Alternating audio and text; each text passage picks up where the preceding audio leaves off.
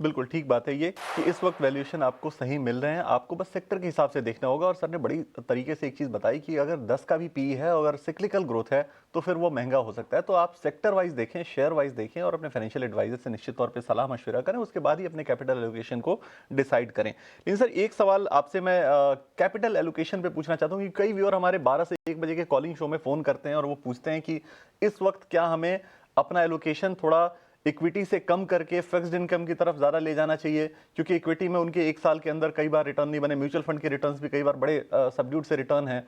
तो इस वक्त एलोकेशन जो होनी चाहिए वो एक आइडियल एलोकेशन क्या होनी चाहिए रिटेल इन्वेस्टर को, अगर जो मीडियम रिस्क ले सकता है उसको अगर नज़र में रखते हुए आप सलाह दें तो? ये रिटेल इन्वेस्टर जो है एक या वो माइंडसेट जो है वो एक बड़ा यूनिक माइंडसेट है। अब वही इन्वेस्टर जब शर्ट खरीदने जाता है, तो आज अगर उसने एक शर्ट 4,000 रुपए की ली है और कल मतलब 3 महीने बाद वो शर्ट आधे दाम पे डिस्काउंट में बिकती है, 2,000 पे बिकती है, तो वो 2 शर्ट्स और ले लेगा। लेकिन स्टॉक लेने जाता है, आज स्टॉक 4,000 का मिलता है और 6 महीने बाद वही स्टॉक 2,000 का मिलता है, तो वो जो 2,000 का स्टॉक मिल रहा है उसको बेचना चाहेगा, खरीदना नहीं चाहेगा, क्योंकि उसे दिमाग में ये कंडीशनिंग है कि मेरे को अपना लॉस जो है उसको प्रोटेक्ट करना है, उसको ज्यादा नहीं गिरने देना। और क्या पता ये स्टॉक 2,000 का है, कल को क्या 1,500 ना हो जाए, 1,000 ना हो जाए। अगर तो आपने क्वालिटी कंपनीज ली हुई है और मार्केट में करेक्शन आया है, तो अब वो टाइम ऐसा नहीं है कि जिसके अंदर आप अपना इक्विटी एलोकेशन कम कर दें। वो टाइम ऐसा है जहां आप अपना इक्विटी एलोकेशन बढ़ाएं, क्योंकि आपको डिस्काउंट मिल रहा है मार्केट। और और ये जो कॉन्ट्रेरियन एक तरह से माइंडसेट है, ये इन्वेस्टर्स को हेल्प करता है, बजाय इसके कि वो मार्केट के लेजे के साथ चलते रहे। और इसलिए हमें ये लगता है कि ये समय अपना इक्विटी में एलोकेशन कम करने का नहीं है, ये समय ग्रेजुअली इक्विटी में एलोकेशन बढ़ाने का है। जहां तक सवाल है फिक्स्ड इनकम का, फिक्स्ड इनकम में इन्वेस्ट करने का टाइम तब था जब मार्केट में सब लोग गर्म हो रहे थे। वो कुछ 1.5 1 साल पहले ऐसा समय था। अब जब ठंडी है मार्केट में, तो फिक्स्ड इनकम में एलोकेशन बढ़ाने का ये टाइम नहीं है। ये तो फिक्स्ड इनकम से निकाल के मार्केट्स में ग्रेजुअली अपना एलोकेशन बढ़ाने का टाइम। तो कॉन्ट्रेरियन व्यू रखिए, कॉन्ट्रेरियन माइंडसेट रखिए, वो आपको लॉन्ग टर्म में हेल्प करेगा। बिल्कुल। पर ये माइंडसेट चेंज होना बड़ा ज़रूरी है कि जब आपको डिस्काउंट मिल रहा है तो आप सच में आप प्रोडक्ट्स जो खरीदते हैं वो ज़्यादा खरीदते हैं, बट इन्वेस्टमेंट आप कम कर देते हैं। ये समझना बहुत ज़रूरी है कि जब आपको चीज़ें सस्ती मिल रही है, सस्ते वैल्यूएशन पे मिल रही है, तो आपको एलोकेशन बढ़ाने की ज़रूरत है उस जगह, बशर्ते आपने अच्छे फंडामेंटल्स, अच्छे रिसर्च के साथ अपने शेयर और अपने इन्वेस्टमेंट के डिसीजंस लिए हों। सर एक आखिरी सवाल बजट को लेकर मैं पूछना चाहता हूँ आपसे कि इस बार अगर बजट को हम देखें तो क्या इकोनॉमिक चैलेंजेस मेजर हैं जो गवर्नमेंट के सामने हैं, और मार्केट के लिए क्या ऐसे ट्रिगर्स होने चाहिए जो एक्सपेक्ट कर रहा होगा मार्केट इस वक्त, जो मार्केट को एक अच्छा बुल रन पे लेके जाएं या फिर एफआईआईज को वापस लेकर आएं? ऐसी क्या उम्मीदें आप रख रहे हैं इस बार के बजट को लेकर? विकास, दो तीन चीजें हैं जो कि मार्केट में एक तरह से गवर्नमेंट ने काफी इंडिकेट कर दी है। एक तो कि गवर्नमेंट ग्रोथ चाहती है। आप जीएसटी रिफॉर्म देखिए, पिछले साल का जो टैक्स डायरेक्ट टैक्स कट है वो देखिए।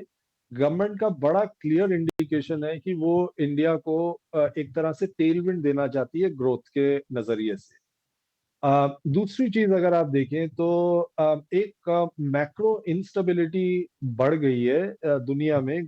जियोपॉलिटिकल इंस्टेबिलिटी बढ़ गई है, जहां एक ग्लोबल वर्ल्ड ऑर्डर जिसमें ग्लोबलाइजेशन बहुत बड़ा बजवर्ड था 20 साल तक, वो ग्लोबलाइजेशन वर्ड आज एक एक तरह से बिल्कुल ही नकार दिया गया वर्ड है।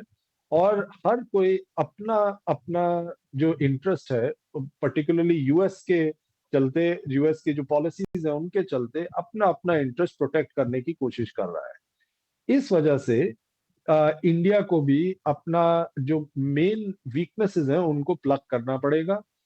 हमें लगता है कि वो वीकनेस हमारी मैन्युफैक्चरिंग में है।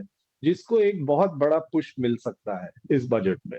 तो मैन्युफैक्चरिंग सेक्टर को बहुत एक तरह से टेलविंड मिलेगा। दूसरा, जो हमारा थोड़ा सा पिछले साल में गवर्नमेंट कैपेक्स थोड़ा सा वीक रहा, वो गवर्नमेंट कैपेक्स उसको भी एक पुश मिलेगा इस बजट में, ऐसा हमें लगता है। डिफेंस का बजट डेफिनेटली रेज होना चाहिए, क्योंकि हमने देखा है कि पिछले साल में ही हमारा एक बहुत बड़ा कॉन्फ्लिक्ट हुआ, और दुनिया वैसे भी आजकल बहुत फ्रैजाइल है, कब क्या हो जाए पता नहीं। और जब तक हमारे डिफेंसेस स्ट्रांग नहीं होंगे तब तक हमारी इकोनॉमी को स्ट्रेंथ नहीं मिल सकती। इसलिए डिफेंस बजट में भी बढ़ोतरी देखने को मिल सकती है। बाय एंड लार्ज गवर्नमेंट का जो रुझान रहा है वो फिस्कल प्रूडेंस की तरफ रहा है। तो इसलिए हमें लगता है कि ये सब गवर्नमेंट एक्सपेंडिचर करेगी, लेकिन अपने खर्चे उसी हिसाब से करेगी जिस हिसाब से इनकम हो रही है। तो खर्चों और इनकम में वो डिफरेंशियल क्रिएट होने नहीं देगी। तो ये बजट बैलेंस बजट होना चाहिए, और इन सब चीजें जो कि मैंने पहले बताई, उनकी तरफ रुझान गवर्नमेंट का ज्यादा हो। बिल्कुल। तो मैन्युफैक्चरिंग कैपेक्स और डिफेंस बजट को बढ़ाने पर सरकार का जोर हो सकता है इस बार के बजट में, ये एनालिसिस कहती है अंशुल सर की। सर बहुत शुक्रिया, आज आप जुड़े और आपने बहुत तरीके से मार्केट पर जो कन्फ्यूजन थी उसको क्लियर किया। तमाम व्यूअर्स को इस शो से काफ़ी फ़ायदा हुआ होगा, इस कन्वर्सेशन से काफ़ी फ़ायदा हुआ होगा। और मैं उम्मीद करता हूँ कि बजट के बाद जब हमारे पास चीज़ें क्लियर होंगी, अनाउंसमेंट्स होंगे सारे, तो हम एक बार फिर से आपसे जुड़ेंगे और बात करेंगे कि अब बजट के बाद क्या स्ट्रैटेजी होनी चाहिए मार्केट के अंदर, कैसे उसको एनालाइज किया जाए जो भी बजट में अनाउंसमेंट आए। फिलहाल आज के लिए बहुत शुक्रिया सर।